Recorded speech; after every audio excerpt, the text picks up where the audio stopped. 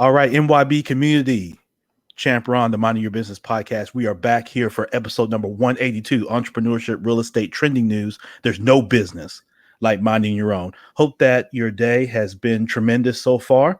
Hope that you're having also a great week and doing what you're doing in positivity. And always remember, there are three things that we all have in common, no matter how we look in the mirror. And that's we all want to do a little better for ourselves, a little better for our families, and a little better for our communities. And if we keep that in mind, with every interaction that we have with every individual human being, we can all work together to help make this place a little better. Turn off the news. Don't spend so much time taking in all the negativity. Be informed, but don't take in all the negativity. Remember, these are all opportunities that challenge our critical thinking. They challenge maybe our viewpoints of some certain things, but remember, we're all in this together. Okay. And so whether that's personal or professional, remember that we are all in this together. Speaking of positivity, I'm excited about today's guest who's joining us from the West Coast, Sean O'Toole, who is the founder and CEO of Property Radar, and that's propertyradar.com. That's where you need to go to check that out, propertyradar.com. Make sure you go do that. If you're watching this here on YouTube, thank you so much. Of course, you can see that scrolling at the bottom. So again, make sure you connect. Let Sean know that you heard him right here on the Minding Your Business podcast. Shout out to everybody on Spotify, Apple, Deezer, wherever you guys find me at all kinds of different places now. I can't keep up with all the different platforms. There's going to be something A through Z with every name that you can think of. But wherever you are and you're listening to this podcast, thank you so much. Subscribe, 5-star, wherever you get your pods. Helps us continue to grow the audience. But with that being said, Sean, thank you so much. I really, really appreciate you taking time. I know there's a lot going on. There's a lot of noise. There's a lot of great things going. Some, things that maybe aren't so great. But through it all, seeing that you're enduring through it and willing to take time to join us here on the podcast is tremendous. And man, I really appreciate it.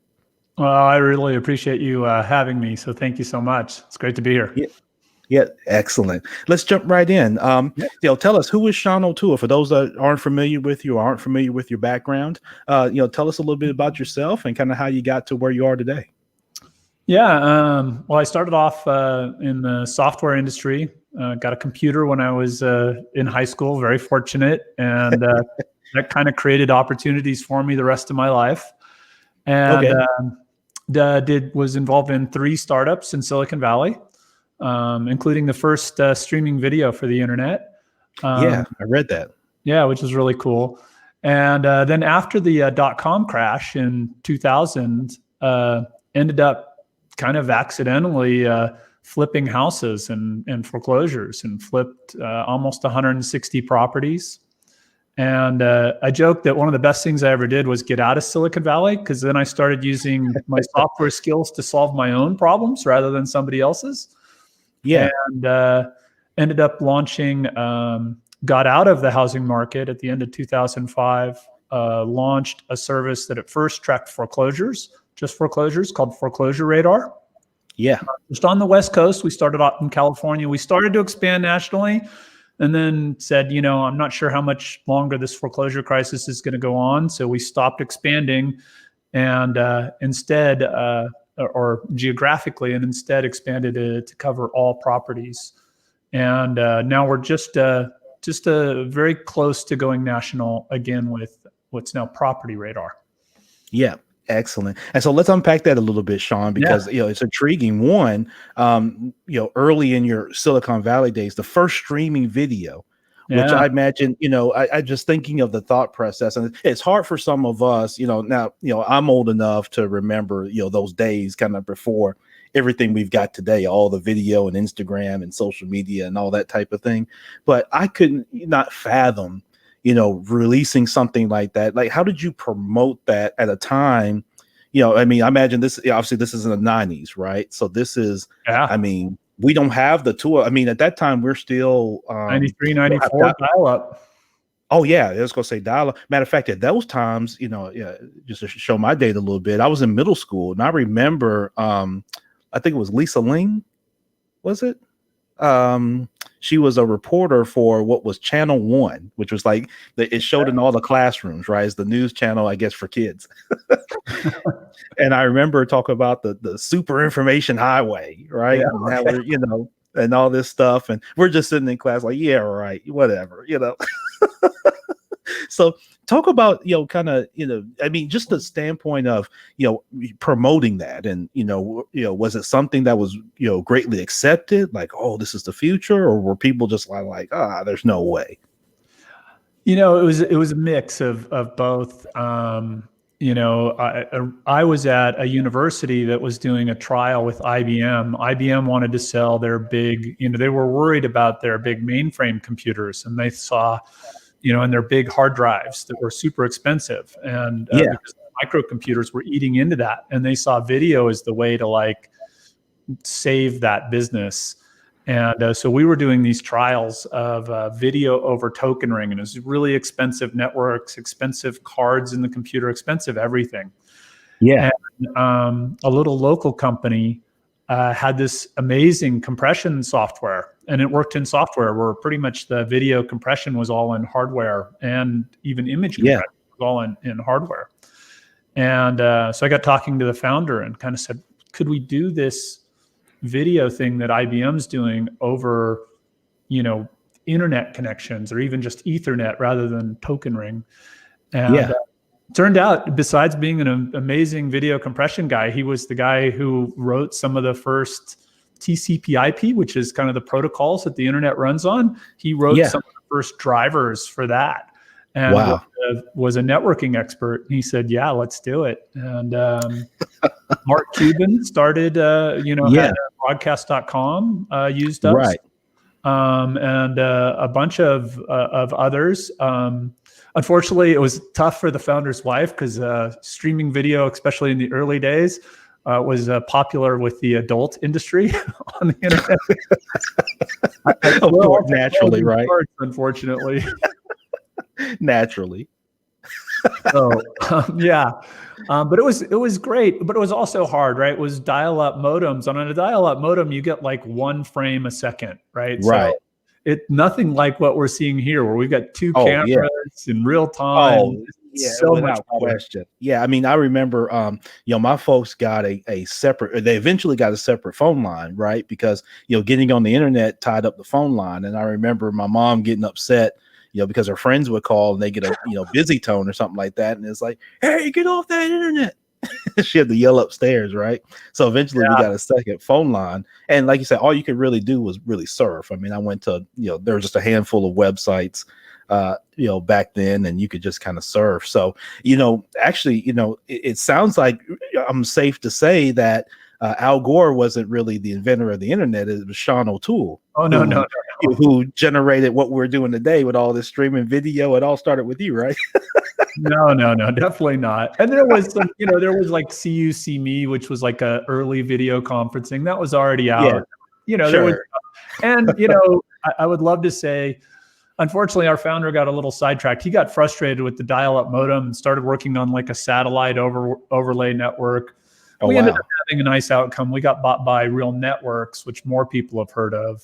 Sure. And, so we made some money, but we definitely didn't capitalize on it like we should have. Yeah. We also had the best MP3 compression technology and did most of the early MP3. So, and we should have just owned that space, and we missed that as well. So, both MP3 and streaming video, we really had the best technology of the day in the early 90s. And, we had a decent exit, made some money, paid off the house, but that's good. It was okay. Yeah. Well, that's incredible, just to say the least. Sean, to be on the forefront and on the cusp of what you see that's kind of just mainstream, not just here in America, but just globally, of what streaming video has done, and MP3 and all those various platforms and channels and what they've done. And so you transition from that into real estate. Okay. You were doing, kind of more kind of fix and flips and that sort of thing, which of course those times into the, early 2000s was really big with that. That's around the Yeah. time when I started getting my start into real estate. And so, how did that go for you? Were you mostly there in California where you did your Yeah. primary business, or Yeah, and that mostly sort of Central California, kind of the farmland areas, Fresno yeah, up to Redding. And, yeah, it's less expensive out there. So for the sure, pool of money that I had, I could do more deals. And by doing more deals, you kind of spread your risk, right? sure, Versus in the Bay Area where I was from, the prices are really expensive. I could only do one deal at a time. You got a lot of risk there. So by yeah, going out to the Central Valley, more deals, a little smaller. And yeah, it was super fascinating. And I went into it by accident. I took after the .com crash, right? yeah. Uh, I took a year off, got my wife pregnant, important things like that, and How dare you? and and was just trying to figure out what's next because it wasn't a great time to do a software startup, and that's all I'd ever done my whole life. Right. And a friend of mine was a commercial real estate developer, broker, and he's like, "You ought to think about real estate." And I'm like, it's interesting, but I don't have any experience, and I've got all this software experience. I just don't want to start over again from nothing. He's like, "Well, go write software for my guy flipping foreclosures. I've got this buddy, and he flips foreclosures. He does really well." And I said, I'm not going to write. And we used to joke in California that there was the 40 thieves. The guys that bought all the foreclosures were basically 40 guys, right? Right. And I'm not writing software for 40 guys, right? Like I want to write software that millions of people are going to use. I want to change the world, right? Like, Right. was kind of more my mindset. But I agreed to go meet with him, and I met with him. And he's clearly doing well, had a nice office, drove a nice car, whatever. And I think everybody's interested in foreclosures. So, Sure. I kind of grilled him about his business just because I was curious. But I really thought I had no interest at all in doing it. Yeah. But I kept asking him questions like, what's your return on capital, right? Like you've got X amount of money that you're able to use to go buy these deals. But Yeah. sometimes that money just sits in the bank waiting for a deal, right? And you're not making anything on that money sitting in the bank. And sometimes the deals don't work out well, and sometimes they work out well. What's your, if you took your total available money for the year, how much money what's your return on capital? He Right. didn't know. Wow. And but I got him curious about it, and he says, hey, you're still not working. Why don't you take my last year's worth of deals and go figure it out? And I said, okay, I've got the free time and I'm curious, right? I just curious how good this business is. Right. Guess what his annual return on capital was? What was it? 80%. Whoa. That's a much bigger number than I was thinking. And I went, oh, wow. Right. Like, so I had two exits in Silicon Valley where I made some money, right? First one kind of paid off the house. The second one kind of put some money in the bank, not retire for life money, not go fly around in private jet money, nothing like that. But, it was still some capital, right? Right. And I went, wow, if I took the capital that I have, right, and made an 80% return, like unless I got lucky and hit the lottery in Silicon Valley, with back in then it would have been Yahoo. Google wasn't even hadn't even really taken off yet. Exactly. And unless you hit one of those just Salesforce, Uber kind of things, right? I'm not going to make as much money in Silicon Valley as I will flipping houses. Right. And I loved living. We had moved out to our vacation home, sold our home in the Silicon Valley. And I said, God, and I could stay in my vacation home. And so that's what we did. And I did that for the next 5 years. I didn't do as well. I only managed a 55% return on capital. Just a measly 55%. Measly 55%. Yeah, you're right. Sean O'Toole's our guest today here on episode 182 of the Minding Your Business podcast. Make sure you go to propertyradar.com. So you get out of real estate in 2005, Sean, you mentioned. Why? Because that seems a little premature considering what happened, 2 to 3 years later with, the some people call it depression, recession, whatever people want to label it, name it. 2005 seems like kind of a blow and go time when deals are just really hitting. We can all recall what appraisals were doing back then, which ultimately got, with what, part of what happened. So, why 2005? Why exit then? So around the end of 2005, well, one in particular was I sold the house, and even though I am a broker, I usually use local brokers to sell my properties, right? Because then I get their insurance and and the rest as well. And so I'd usually use a local broker to sell the property. But in this one particular case, I happened to meet the buyers, and really nice couple, Hispanic. Only spoke a little English, but were just super nice, super polite. She's a maid. He was a field worker. Okay. They weren't making a lot of money. And they were buying a $450,000 house that 3 years ago would have been worth $250,000. Wow. And they qualified only because of the pay option arm rules, right? And the pay option arm was actually a fantastic product. It just got misused because they started qualifying people based on the option payment, the lowest payment, which you can only make for a short period of time. And you really need to qualify people on the full payment. And then, it's much, I think it's a safe product, because then if you do have a little financial trouble, you can pay that lower payment. But that was what it was intended for. Anyways, they could only just barely afford the option payment. And I'm just like, this isn't good, right? Like I'm like, are you sure? I basically told them I didn't think, and of course they're buyer's agents, not my agent. And my agent, they're both looking at me like, shut up, sell the house here, we're making a commission. Like, commissions here, Sean.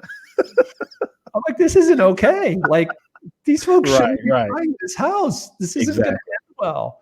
Right. And then I realized kind of at what level that was happening. And I just said, this isn't okay. This isn't going to be good. And and then I saw some other stuff in the market. The new home guys that were selling a house, a couple of months earlier, to somebody with no credit, maybe even bad credit, with 100% financing. And now they're saying, hey, we're going to give you a free swimming pool if you buy a house. Wow. Well, the guy that just paid, full price with no free swimming pool, that already has bad credit and didn't put any money into the deal, he's going to go, well, why am I going to make payments when I should have gotten a free swimming pool? Right. There was a lot of little signs that told me I don't want to participate in this market. Yeah. So I stopped at the end of 2005, and I still had a handful of houses I had to get sold through the first half of 2006.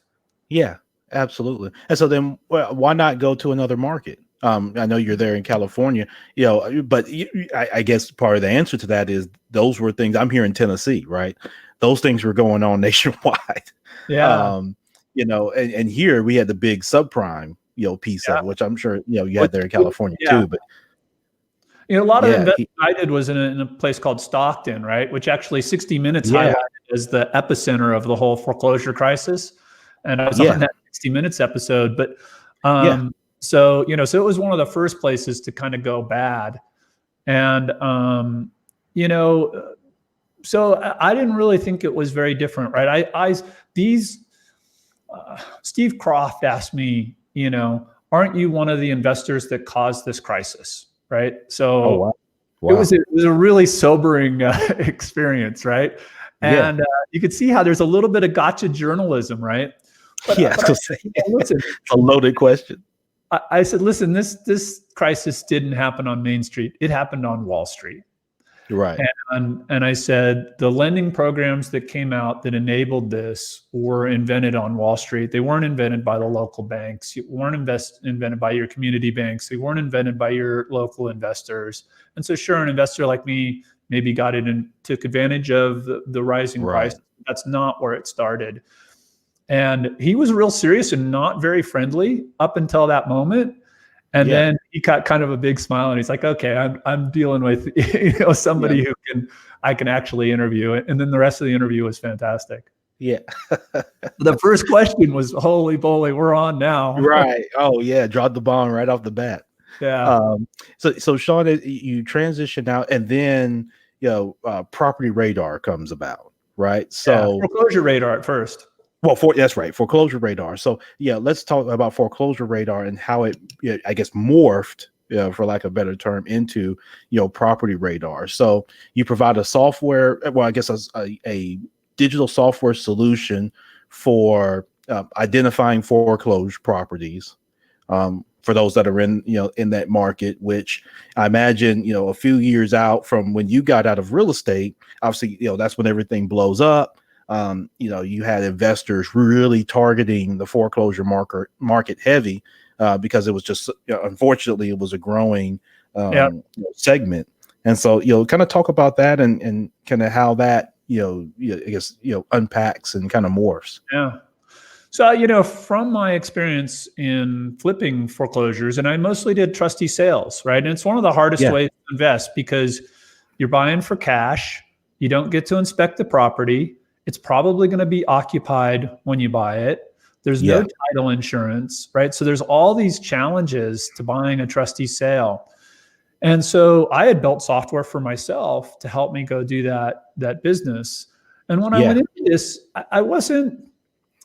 I saw that there would be some foreclosures coming. I did not think it was going to be as big as it ended up being, right? Sure.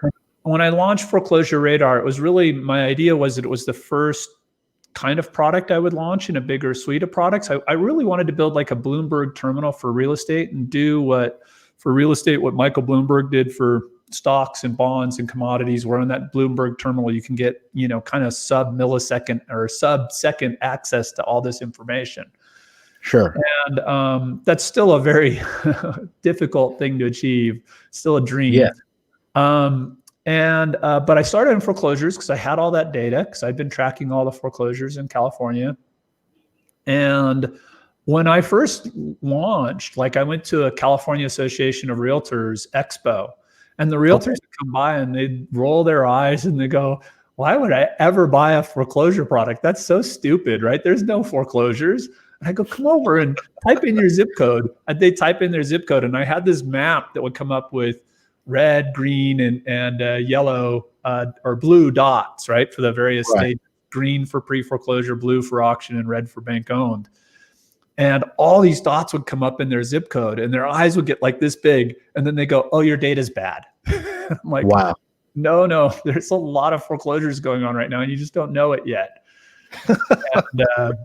And a year later, I was partnered with the California Association of Realtors and their recommended solution. And if you were a realtor, you had to be doing short sales or you weren't in business, because there was no other things going on. Exactly. So it was definitely right place, right time. We differentiated, there's companies like foreclosure.com and Realty Track.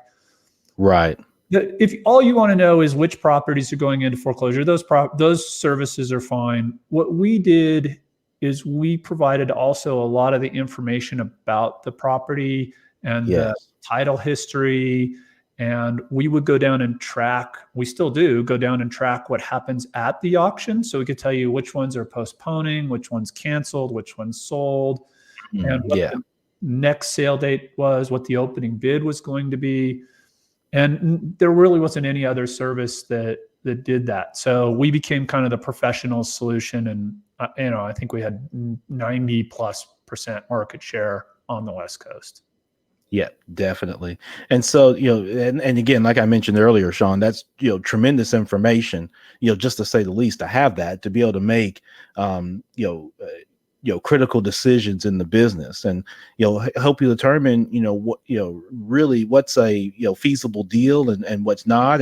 And as we all know that, it's all a function of the time value of money. And what's feasible and what makes sense. And so, the more of that type of level of information that you can have readily available to you, the better decisions you can make for everybody involved in the transaction. And so, what took place in the transition from, Foreclosure Radar to Property Radar? Well, Part of it was getting back to my original vision. Part of it was the foreclosure business was going to slow down, and as it slows down, right, a lot of people are going to stop doing foreclosures and go off and do something else. So some of it was just survival, right? Like I like to say in business, the only constant is change, right? And if you're not constantly looking for what's next and working towards what's changing, you're in trouble. So, I would say part of it was just, the instinct survival, and we needed to expand and cover more stuff so that we had a place of relevance after the foreclosure crisis slowed down. Yeah. And, and when we first went at it, after it, we really went after it just kind of from the property information standpoint, like we're going to be a property information service. And that's probably, Steve Croft said, if you want the best foreclosure information, go to Foreclosure Radar. It's like, oh my gosh, I couldn't get him to say that for Property Radar. Right. And it was interesting because we kind of missed the mark, honestly, when we first launched in 2013. People were like, well, why do I need you for property information? Do you compete with Zillow? Right? Because people think Zillow is property information. We're like, well, we have all kinds of other information. Like we can tell you who the owner is, how many loans they have, who their lenders are, how much equity there is. And a lot of folks were like, well, why do I need that? Right. So we had a rough few years. I also had some family issues going on. And so the business was just kind of stagnant for a while. Sure. And then I came back to it really in 2017, 2018 and said, okay, it's time to really focus on growing this again. And what we realized is most of our customers were using us to market to homeowners and property owners. Yeah. So whether you're a real estate investor reaching out to homeowners to see if they want to sell, or commercial property owners, or you're a roofer, right? Looking for your next roof installation. A lot of solar customers, a lot of folks like that. And so we really focused on that use case. We're still used by pretty much every foreclosure investor on the West Coast. We will be launching foreclosure services nationally. We won't be doing the detailed tracking that we do in California at first. Nationally, we will add that over time, but we will add all the property information. But most importantly, I think we're adding that ability to find and target and reach out to connect with homeowners that are good for your good clients for your business.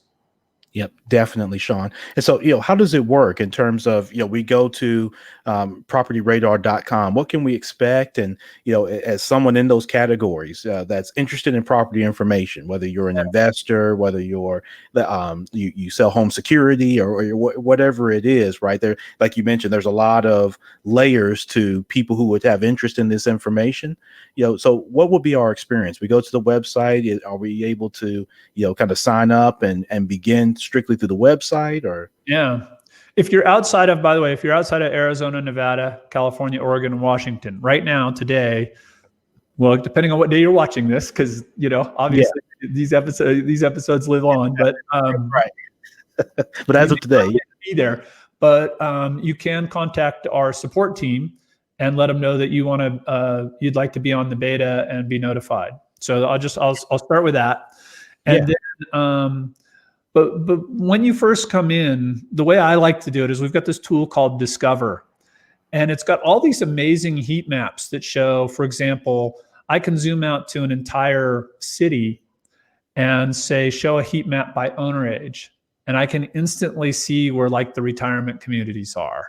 And then I can change to like estimated value and see where the high end and the low end neighborhoods are. So depending on who I'm trying to target with my service, right, I can focus on those things. Or ownership, I can see where the areas that have a lot of rentals versus the areas that are primarily owner occupied. So I can kind of start at that level and just get familiar with my market, right? A lot of people think they know their market. Even realtors that have worked in their market for a long time think they know their market and are surprised when they look at these heat maps and go, wow. So then you usually develop some sort of, theory about who you want as a customer. And let's just say you want to focus in on that retirement community. You just go draw a circle around it if you want, or, go select it in any way that you want, and then add criteria. Well, I only want the single family homes. I don't want the condos. I only want people that have equity.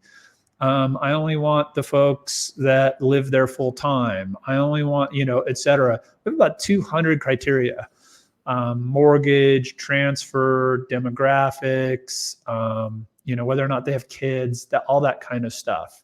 Yeah. And then you can narrow that down to that audience that you want to create. And then once you create an audience, you can turn that into a custom audience for online advertising on like Facebook and Google. You can drive, we have emails and phone numbers, so you can create email campaigns and phone campaigns, voicemail drop. Direct mail is really powerful. A lot of people think that's dead, but it's actually great, like my kids, they're outgrowing it now, but especially like when they were 13 or 14, they loved going and getting the mail, and they're like, "Ooh, Dad, you got a credit card offer." And they're like selling me on why I should like sign up for this new credit card, and it's got all these features. Did you know you can get this? Right. Right. No doubt. It's pretty funny, right? And even if that postcard, even if they only see it between like the mailbox and the trash can, that's still a stronger impression than you get a lot of other places these days. It's still so tangible, right? And people, as everything's gone so digital so much, people have gotten less and less mail. And so, you're extremely correct. I do that in my business, in my consulting practice, and with banking. A lot of my initial touch points are through direct mail efforts with the State Banking Association, and so that's tremendous. Putting things tangible in people's hands is still very powerful. And then the other thing I think, especially like door knocking's a little hard right now, but in non-COVID world, like the folks that get out and hustle and go knock on those doors, they do well. Like, there's you pick up the phone and call.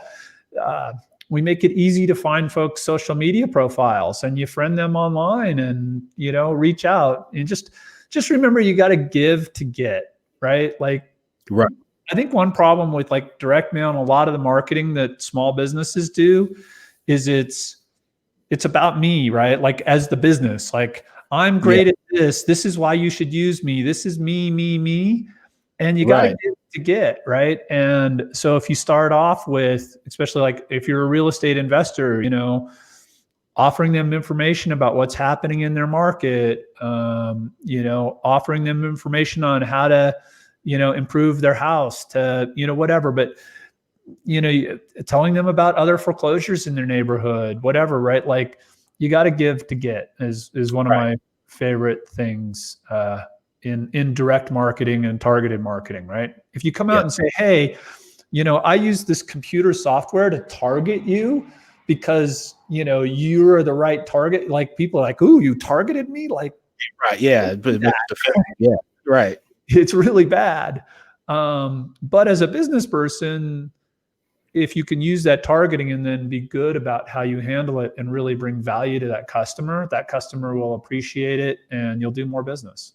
Yep, absolutely. And so, Sean, what's the next iteration of it? You talked about, obviously there's a beta to be able to go, nationwide and that sort of thing. Is, what do you see for Property Radar here in the future? If you were to, obviously, these times are completely unprecedented. None of us know what, tomorrow really holds, much less next week or next month or next year. But, I guess coming into 2020, where did you envision, Property Radar going? Some things you're working on. Yeah. I'm kind of on a mission to save or to help small business compete with big business, right? Like, if you're Home Depot, when somebody took out a home equity line of credit and you're doing marketing to them, right? Right. But if you're a local hardware store, you're not doing that.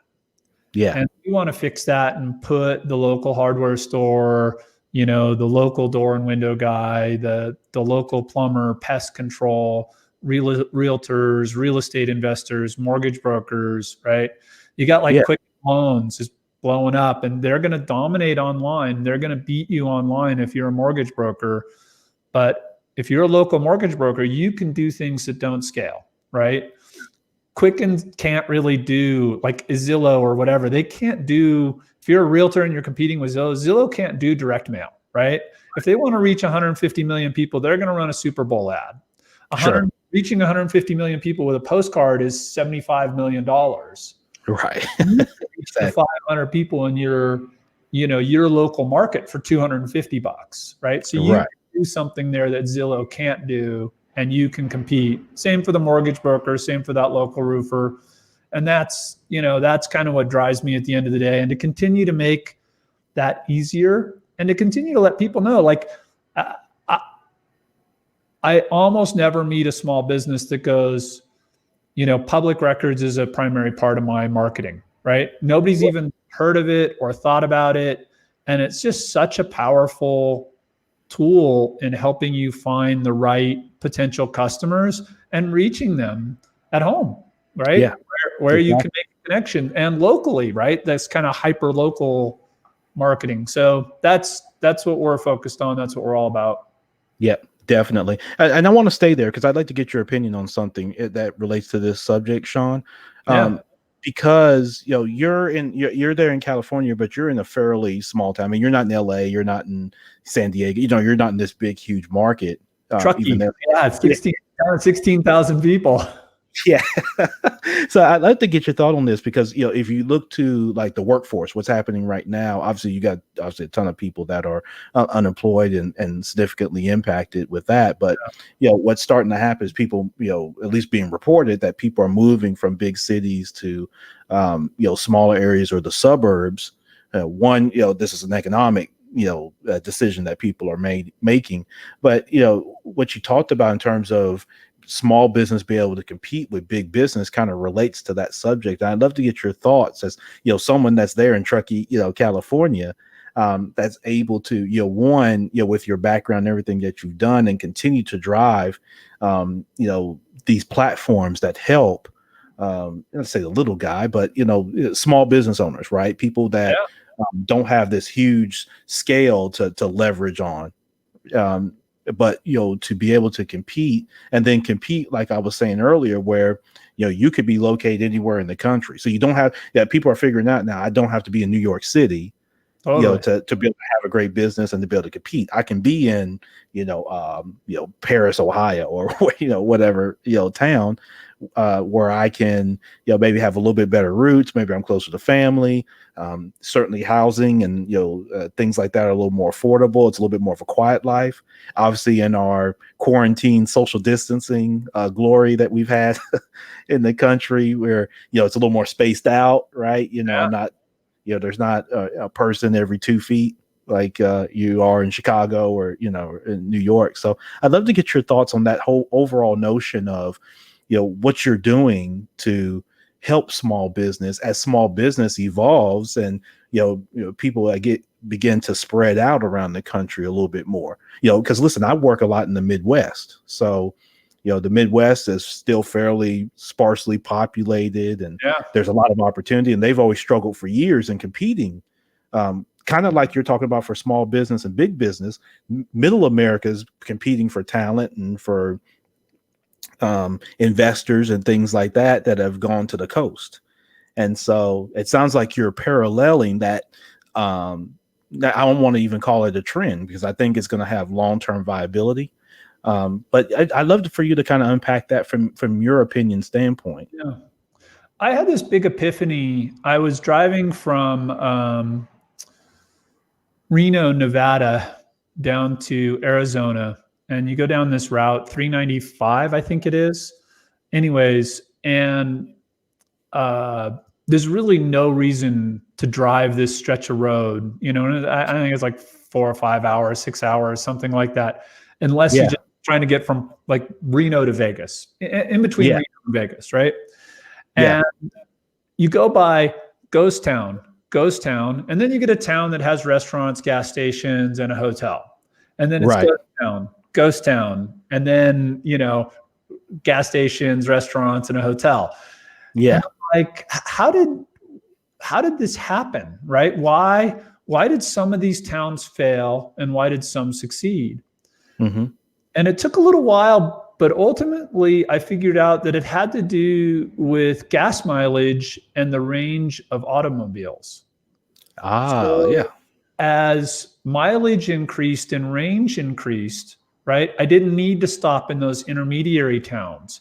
And right now, Right. the only town that's left alive is the one that's at that like 250, 300-mile mark where I've got to get gas, right? I'm probably ready for Yeah. something to eat and the rest. And everything else in Right. between died. And, Yeah. and, and I just think that's an interesting, we talk about the flyover states, right? Sure. And that's an interesting metaphor for what I think has happened really to the U.S. as well, Yeah. in a lot of ways, right? We need all of these places, and a lot of them have died, and people have moved away. I think COVID has had people rethinking: do they want to be in big cities? To your point, and spreading out. And I think Sure. I think that may start it. What I think is more interesting is Elon Musk and what others are doing with low Earth orbit satellites.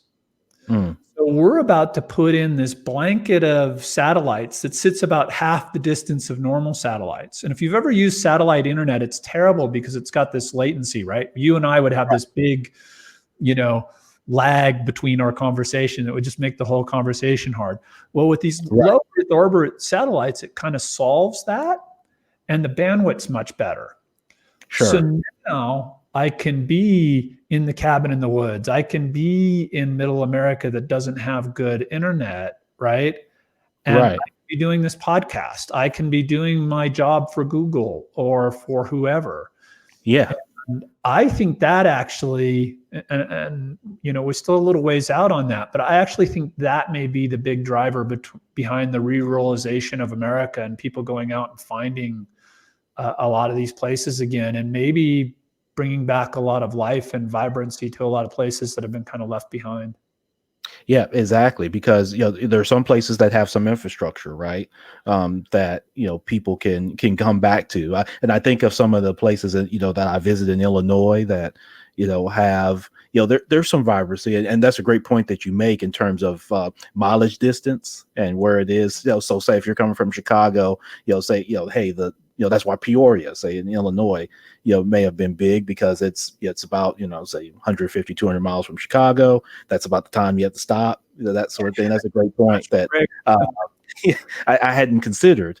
But I think of those places. I think of some of the places in Nebraska, outside of Omaha and Lincoln, where it's basically just rural. The whole rest of the state is just farmland and just rural areas.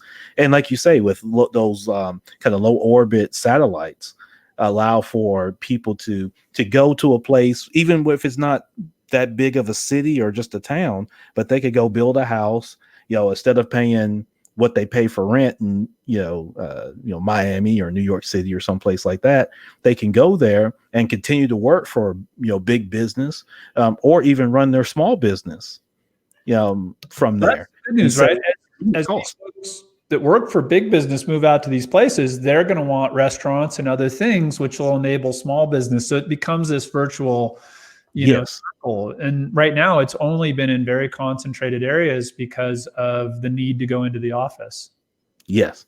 Yep. Absolutely. And that's another thing that I think's been completely challenged is this notion of of working, right, whether it's small business or in the workforce, Sean, where this culture, I guess, for lack of a better word, of fluff, right, where we just need to be in the office just because we're in the office and because all our peers are in the office. And if you're not in the office, you're not working. That means you're a lazy bum, and people are going to be better than us, and get this whole notion of just doing it just because that's how it's always been done, as it relates to office space, is tremendous. Now, what that's going to do for the office space investor and an owner, I think remains to be seen, and how they, like you used the term earlier, how they adapt and how agile they are is going to come into play big time.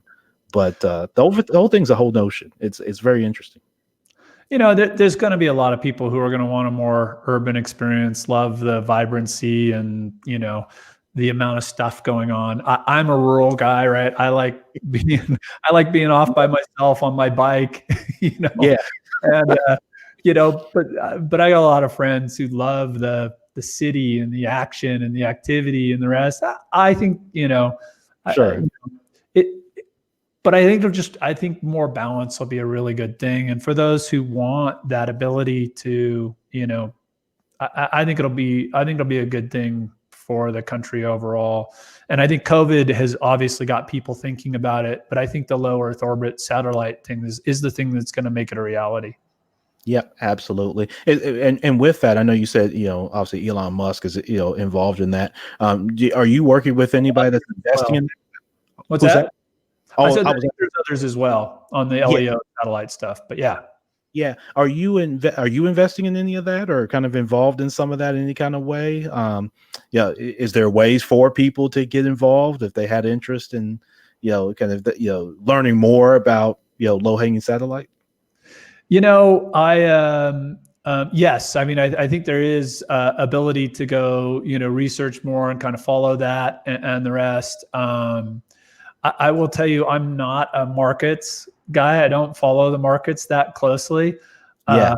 Even, from my time in Silicon Valley, I was super like into all of it and was getting like friends and family shares and friends companies. And like I did the whole Silicon Valley thing and was super into all of it.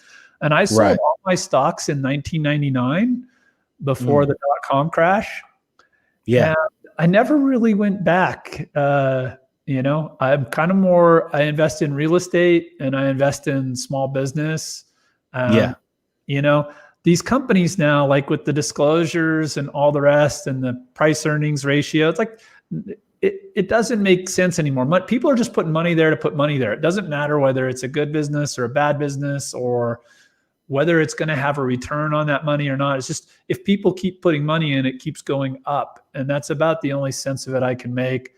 I'd rather invest in businesses where I know the folks and Yeah. I know their character and how hard they work and the rest. And, maybe it's not the free money of stock market, but it also doesn't have the downside. Right. Yeah, Something exactly. that's quantity. Yeah, exactly. Much more balanced, for sure. Sean, let's get into a fun question. Because we talked a lot about investing and some different things like that. If I brought you $100 million cash, right? No strings attached. I just pull up the Brinks truck and I say, "Here, Sean, I'm feeling generous today, and here's $100 million. What would you do with that and why?"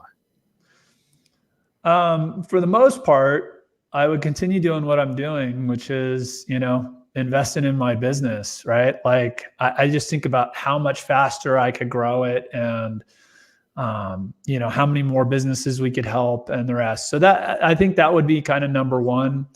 I've been very fortunate in my past. So I have a nice house. I have nice cars. There's nothing really there. I am a pilot. Okay. And I love avoiding commercial airports. So I might upgrade my plane to one that could go a little farther, especially now that we're national. Right. So that would probably be for the kind of the personal, like, do something nice for myself. That would be Right. the thing. Like, and that makes no financial sense. That if you had $100 million, you get to do one thing like that makes no financial sense, and it's just free. Right. That would be the thing for me. Yeah, exactly. Yeah, I like that. Have your plane, like you said, you go nationwide, you can hop your plane, avoid the commercial airport, especially there, LAX or someplace like that can get rowdy, to say the least. Sean, invest in my business. The other thing I would really like to do is yeah, I don't think that there is a good, the California National Association of Realtors is a heck of a lobbyist group for realtors. sure, I don't know that the Chamber of Commerce, even the Small Business Administration, I think small business owners by both parties, I don't think they're represented by either party. And I don't know if lobbyist group's the right thing, but I would love to see, maybe with $100 million, I could see starting some sort of small business advocacy group that helps create a better voice for small business. sure, I'm a free markets guy, right? sure. So, I think Facebook and Google and Zillow and a lot of these companies are kind of crushing small business in a lot of ways by inserting themselves in between the customer and the business, Yeah. Yelp, et cetera. And Sure. I don't think the right way to solve that is by putting them out of business or shutting them down, like whatever, Yeah. do what they want. But I think there needs to be more help for, and not like handout help, but like help for small businesses of how do we compete in that world where you Sure. have these huge billion-dollar companies trying to insert themselves and take away my margins and control my business. How do we get back to a point where we're in control of our own business? Sure. No, my gears turn when you create that inquiry, because it's definitely something that could almost be another podcast episode in itself, in terms of the implementation over the last, just let's call it a decade of, social media and some of these large giant, companies that, have scaled to be huge, and they've interjected themselves into, like you say, that bridge between small business and customer, like you say, to the point, where Amazon, they provide a great market and great platform, but they've integrated themselves into the margins, like you said. Right. And so how does that that's small business in that world, how do they elevate themselves and take advantage of that? And again, I don't think the right answer there is to say, hey, Amazon, you can't hurt. I think the right answer is, how do you help small businesses compete in that world? How do you bring them up a level so they, bring more to the table, right? And I think it's possible and doable. Yeah. Yep. No, definitely. I think it is, with that right conversation, and certainly $100 million cash can can help drive that conversation even further. Sean, Anybody's ready to send it, by the way, my address is. right. Yeah, we have to call Brinks after this podcast. So, Sean, as we wrap up, man, because this has been tremendous dialogue. I've learned a ton. And again, I want to encourage everybody to go to propertyradar.com when you get done listening to this podcast, and make sure you connect there. And then certainly if you're there on the West Coast, it's a great tool for you to use. And, reach out to the support group, as Sean mentioned, if you're not in one of the West Coast states, but you're very interested in, an opportunity to use the product and the service, that you can get access to a demo at some point in the future. But Sean, for you personally, and for those that are listening to the podcast who are going through all kinds of different scenarios, right, that we have in the country. I mean, some have done tremendously well. Some have struggled. Some are trying to figure out, what's going to be their next move, and they're making decisions between kids going back to school and them having to be home, and what that does for their work life and their career, or even for their business, right? When they're having to make decisions, do I continue the business or do I stay at home, with kid or kids? What are just one or two best practices that have really worked for you that you think will work for others? My number one thing, right, is embrace change. Don't fight it, right? I think whenever these things happen, right, change creates opportunity is the other thing to just understand, right? And this idea of a black swan, right, is like 9/11 and terrorism, right? It caused a lot of change, but the internet was a black swan, right? The internet has impacted negatively a lot of businesses, but it also has created a lot of opportunity. And I think the same thing is true with COVID or just any of these things that come up with life. So, I would just encourage everybody to just number one, start thinking about, okay, who are the winners and who are the losers, right? And maybe if my business is on that losing side and I can't figure out a way to change it to the winning side, maybe I do close it down, right? And then, okay, what over here is on the winning side? And, and those are tough conversations and hard, but the sooner you embrace that, change is the only constant mentality, and look for the opportunity in the change, right? The better you're going to always get through it. Yeah, no doubt about it. And I think that works with, as a small business owner. But I think it also works personally, and for those that are in the workforce, if you whatever if you're in a career path, right, that's losing, right, like you said, I Right. mean, that's the inevitable piece of it, right? And then the change is, how do you take your skill set and morph it and transition it into an industry that's winning, right? Right. Or an area that's winning. And so you may have to shut down that career that you invested that degree and that time and that sort of thing into, to go where, it's starting to bloom in other areas, and it's not a trend. It's going to be sustainable down the line. So I think that's great, great best practice feedback for all of us personally and professionally to consider as we go through these unprecedented times. So, Sean O'Toole's our guest today, founder and CEO of Property Radar. That's propertyradar.com. Listen, MYB, I'm encouraging you right to go there. If you're listening, particularly on the West Coast, make sure that you go there, use the product or service, and provide Sean and his team positive feedback. Because all of us in small business could use feedback on how you use the service and product, and what it's done for you. If you're able, if it results in you doing the deal, share that with Sean and his team. Sure. That's great feedback. How you use the service. If you use it for your small business and you were able to connect with targeted customers, let Sean and his team know that. And so that they can continue to innovate and continue to challenge the barriers on getting that done and providing more value to you. And then again, if you're outside of the West Coast area, MYB, still connect, because they could be coming to a state and a town near you. So We are. The yeah, entire thing, it's coming very quick. So yeah, couple definitely. months.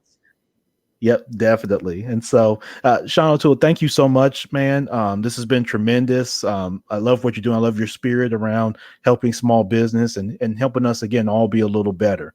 So I appreciate you and your team, for that work and what you've done throughout your career to help, inspire, what turned out to be larger conversations that have impacted all of our lives, and mostly a positive way. So I think that's tremendous with your career, and I know you got a lot more to come. So, man, thank you so much for taking time for this podcast and this episode. Best wishes to you and your family personally, and I hope to remain connected. Thank you, Ron. Really appreciate it. Yeah, excellent. Listen, enjoy the rest of your day, my friend. And if you find I can be a resource, definitely connect with me. I'd love to do so. That was a great interview. I really, that was fun. Thank you. Excellent. All right, my friend. Take care, man. I appreciate it. Oh, and you'll send us information so we can promote it to our network as well. Oh, absolutely. Yeah. Once this becomes live, absolutely, we will get that over to you, and so you'll be able to use this as content just like it's yours. And yeah, definitely feel free to share this episode and all the content. So Yeah, good I stuff. listened to a number of your other episodes, and so more than happy to share it with our folks, and hopefully send some folks your way too. So. Oh, that'd be tremendous, man. I definitely appreciate that, Sean. Yeah, I Yeah. would. And so, man, thank you so much. As a white business owner, I really appreciated Black to the Future. I listened to that one last night. So Yeah.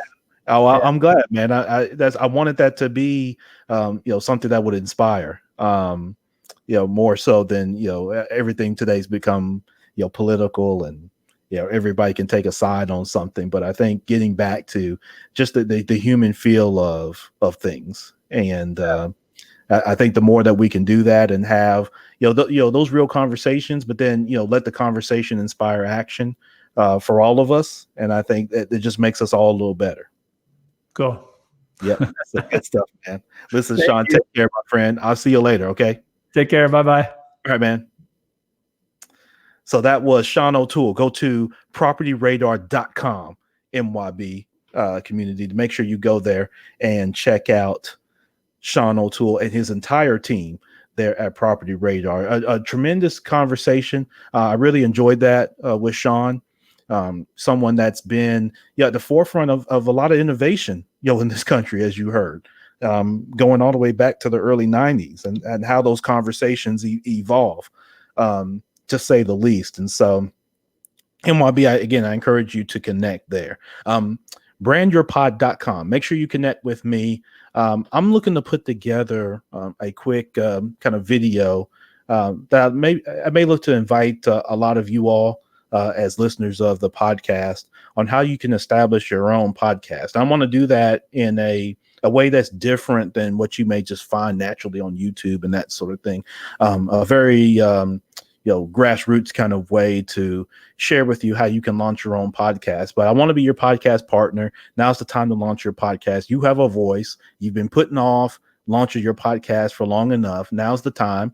But I want to be your podcast partner, help you develop your idea for your podcast platform, help you navigate, the type of equipment that you need to have or would like to have, your formatting, and how you ultimately launch your podcast, get it in front of people, and then help monetize it if that's a route that you want to go. Those are all areas where I serve as a value. And so to start, I'd like to have a free kind of consultation with you. Love to learn about what you're looking to do and then how I can help. So go to brandyourpod.com. Coming up on August the 5th is the free demo with Leverage Calc. That's leveragecalc.com, CALC, leveragecalc.com. I am a partner with the company now. John Matheson, who's the CEO, was on episode number 146 here of the podcast. And I'm just extremely excited about being able to work in the software space and be a partner there. And so it's financial software for real estate investors and business owners to help you have more enlightened and more informed conversations with lenders and banks and kind of level the playing field there. And so that demo is Wednesday, August the 5th. It's going to be live at noon, 12 p.m. Central Time on August the 5th. So you can register brooksbrothersconsulting.com/leverage, brooksbrothersconsulting.com/leverage. That's where you can go to register for the live demo. If you're unable to attend the live demo, for whatever reason, you may have other things on your calendar, that's fine. Still register so that you can get a copy of the recording so you can watch at your leisure. But you can go there, brooksbrothersconsulting.com/leverage. Listen, I'm going to get out of here. Champ Ron, the Minding Your Business podcast. This has been a great, tremendous episode, number 182. Entrepreneurship, real estate, trending news. There's no business like minding your own. Thank you so much for your support. I wish you all the best personally and professionally, and we'll catch you next time on episode 183.